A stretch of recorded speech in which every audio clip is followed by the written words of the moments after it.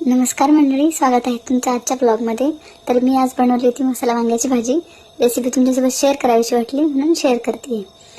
तर इथे मी घेतले 2 छोटे कांदे, 1 टोमॅटो, 5 वांगे मधनं चिरून घेतलेले आहेत आणि 15 ते 20 लसूण पाकळ्या आणि भरपूर अशी कोथिंबीर कापून घेतलेली आहे।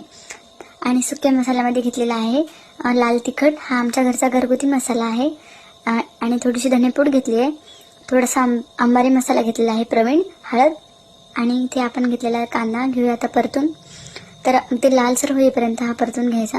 आणि आपला कांदा भाजून रेडी झालेला आहे लालसर होईपर्यंत।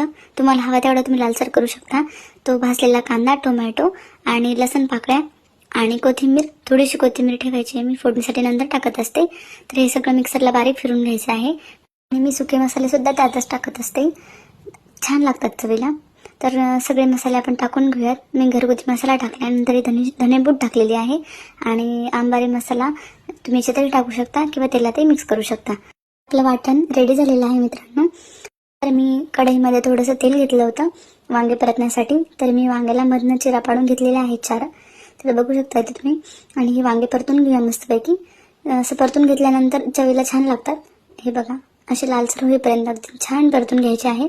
नंतर मी त्याच तेलामध्ये मोहरी टाकली होती। मोहरी तडतडल्यानंतर जिरे टाकून घेऊयात आणि जिरे टाकल्यानंतर आपलं मसाला जे आपण वाटण काढलेलं होतं मिक्सरला ते सर्व टाकून घ्यायचं आहे आणि ते छान वास येईपर्यंत मस्त पैकी तळून घ्यायचं आहे। तर इथे बघू शकता तुम्ही अशा प्रकारे आपला मसाला छान तळतोय। इथे बघू शकता तुम्ही, होता होईल तेवढा जास्त तळून घ्यायचा मसाला। आणि ही भाजी अगदी कमी वेळेत होणारी आहे। आपण साहित्यामध्ये तुम्ही खोबरं किंवा असं बाकीचेही मसाले ऍड करू शकता, पण कमी वेळ असेल तर जेव्हा काही गडबड असेल तेव्हा तुम्ही अगदी सोप्या रीतीने भाजी करू शकता। आणि याच्यामध्ये मी सगळे सुके मसाले टाकलेले आहे। आणि आपला मसाला झाला की कसं समजायचं, तर जेव्हा आपला मसाला कढई सोडायला लागेल, तेल सोडायला लागेल, तेव्हा असं समजायचं की आपला मसाला भाजून तळून अगदी रेडी आहे। आपला मसाला कढई सोडायला लागलेला आहे, त्यात थोडीशी कोथिंबीर टाकून घ्यायची आणि नंतर हे बघा इथे छान असा सुगंध येतोय। याच्यामध्ये थोडंसं पाणी टाकून घ्यायचं। पाणी टाकल्यानंतर असं परत थोडंसं तेल सुटेपर्यंत ठेवायचं आणि त्याच्यामध्ये वांगे टाकून घ्यायचे। वांगे असं मसाल्यामध्ये छान परतले की चव अगदी मस्त येते, बघू शकता तुम्ही इथे। तुम्हाला हवंय तेवढं तुम्ही त्याच्यामध्ये पाणी ऍड करू शकता। तुम्हाला जर भाजी पतली आवडत असेल तर तुम्ही पाणी जास्त टाकू शकता, घट्ट आवडत असेल तर तुमच्यानुसार तुम्ही ऍडजस्ट करू शकता पाणी।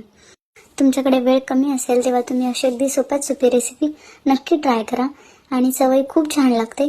तुम्ही एकदा अवश्य अशी रेसिपी ट्राय करून बघा। आणि आपल्या भाजीला उकळा फुटलेला आहे मस्तपैकी आणि चवीनुसार मीठ टाकून घ्यायचं आहे। तुम्हाला